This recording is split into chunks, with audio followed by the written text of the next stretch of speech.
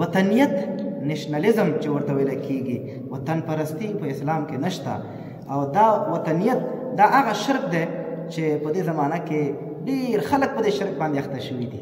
وطن نه معبود جوړ کړی نه وکړه چې زه که چېرته د قومیت د غیرت په وجه باندې جنګېږم او که ووژلی شم، نبي علیه السلام فرمایي چې ته د جاهلیت په مرګ باندې مړ شو. انسان چې ځان مړ کوي به هم د الله دپاره مړ کوي. عزتمندو، نو وطن پرستی دا په اسلام کې نشته چې ته وطن د وطن جنډه و وطن و وطنیت و دا هغه شی دی چې اقبال د دې په باره کې فرمایلي وو چې وایي آزر د ابراهیم علیه السلام پلار و یو بت پرست و، هغه وایي یو بل صنم بت جوړ کړی دی چې هغه صنم بت څه شی دی؟ هغه د وطنیت بت دی.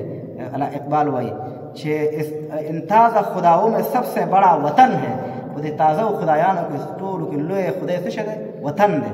دا خلک چې وایي چې دا موږ کرکټ وګټلو ډزې کوي، دا ولې کوي؟ دا د وطن په سر باندې، دا د اسلام په سر څوک نه کوي، دا د دین په سر باندې څوک نه کوي.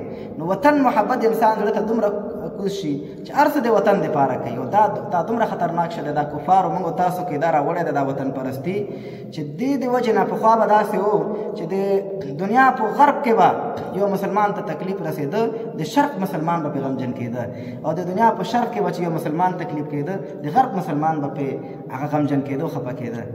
او دې وطن پرستي موږ دې حد ته ورسولو چې دوه ګاونډي ملکونه به مسلمانان به د یو د بل په ضد باندې به کار کوي، هغه به دلته لاسوهنې کوي، دلته بمونه الوځي، دی به هلته کار کوي. نو دا هغه شی دی چې موږ نه خپل دشمن هېروي. دا وطن پرستي دومره خطرناک شی دی. اسلام کې وطن لره اعتبار شته، خو هغه وطن چې هلته دین حاکم وي، هلته اسلام حاکم وي. د دې وجې نه حدیث پاک کې راځي، نبي علیه السلام فرمایي چې کوم ملک او وطن کې چې اسلام نافظ وي او د دغې ملک سرحدات وي، د دغې سرحداتو چې کوم عسکر پیرهداري کوي، دغه سترګې باندې به الله د جهنم اور حرام کړي. ولې؟ ځکه چې دا د یو د اسلام والا ملک د حفاظت دپاره دا سترګې شپې دا په ویښه تېروي. دغه سترګو باندې دوه قسمه سترګې د حدیث پاک کې راځي، نبي علیه السلام فرمایي چې په هغه سترګو باندې الله د جهنم اور حرام کړی دی. یو هغه سترګې چې د الله د یرې د وجې نه ژاړي، دویم هغه سترګې چې اسلامي ملک اسلامي نظام حاکم وي او د سرحدات وي، او د هلته په سرحد کې د پروتي سرحدي عسکر وي، او د دغه د اسلامي ملک د حفاظت دپاره د شپې شوګیره کوي. دغه سترګو باندې د جهنم اور الله حرام کړی دی.